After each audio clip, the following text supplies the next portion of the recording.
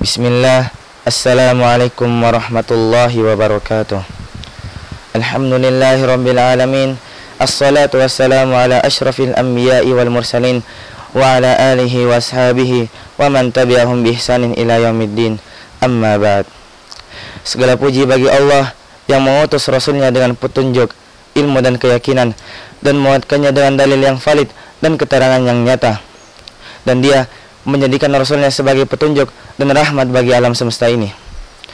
Aku bersaksi tiada sesembahan yang hak selain Allah Subhanahu wa Ta'ala, Sang Raja yang maha benar dan yang nyata.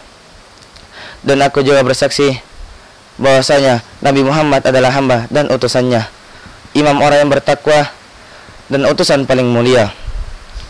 Ma'asyarul muslimin rahimakumullah. Rasa insecure, keraguan, tidak percaya diri dan ketakutan pasti pernah dirasakan oleh semua orang. Bahkan orang yang paling percaya diri pun pernah merasakan hal yang sama. Lalu, apa itu insecure?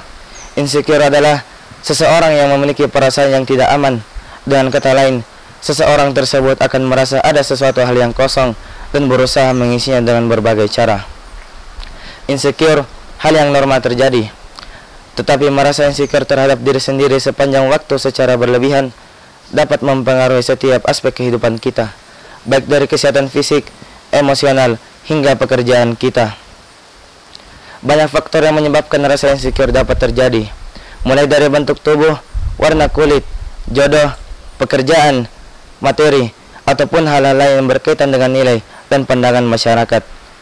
Di tengah berbagai pandangan dan pendapat yang dapat menyebabkan rasa insecure itu bisa muncul, bagaimana sebaiknya kita menyikapi atau tips menghindari rasa insecure tersebut? Yang pertama, menerima diri sendiri. Penerimaan terhadap diri sendiri adalah syarat utama agar kita tidak terus-menerus membandingkan diri kita dengan orang lain, baik dari segi fisik maupun materi. Berdamai dengan segala kekurangan dan kelebihan adalah benteng utama yang harus ada dalam diri seseorang. Yakinlah bahwa semua sudah diatur sebaik mungkin oleh Allah Subhanahu wa Ta'ala. Bukankah Allah Subhanahu wa Ta'ala telah berfirman dalam Al-Quran di surah Ar-Rum ayat 22 yang artinya, dan di antara tanda-tanda kekuasaannya ialah penciptaan langit dan bumi, perbedaan bahasamu dan warna kulitmu. Sesungguhnya pada yang demikian itu benar-benar terdapat tanda-tanda bagi orang yang mengetahui. Jika kita sudah mampu berdamai dengan segala kekurangan yang ada dalam diri kita, tentu perkataan-perkataan buruk dari orang lain itu tidak berarti apa-apa.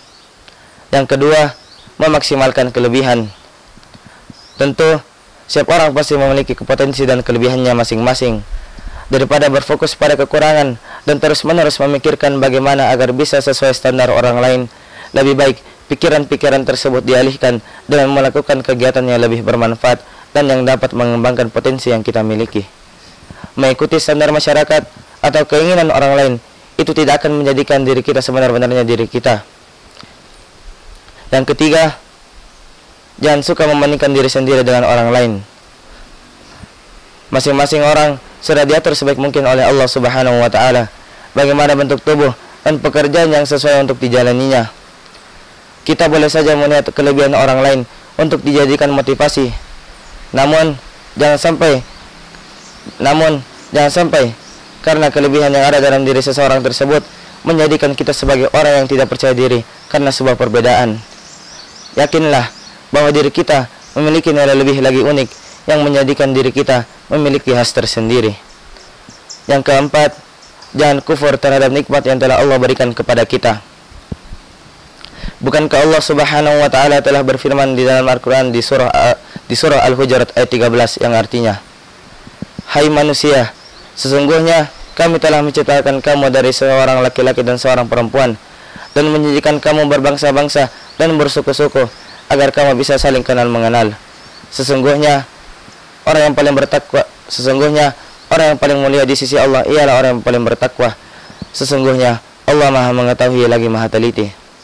Yang kelima sekaligus yang terakhir, perlu dipahami bahwasanya perbedaan ialah hal yang wajar saja. Jangan sampai karena sebuah perbedaan kita menjadikannya sebagai ajang perbandingan diri yang berujung ke rasa tidak percaya diri dan kurang bersyukur kepada Allah Subhanahu wa Ta'ala.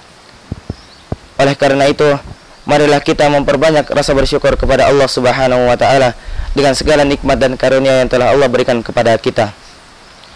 Mungkin hanya ini yang dapat saya sampaikan. Kurang dan lebihnya mohon dimaafkan.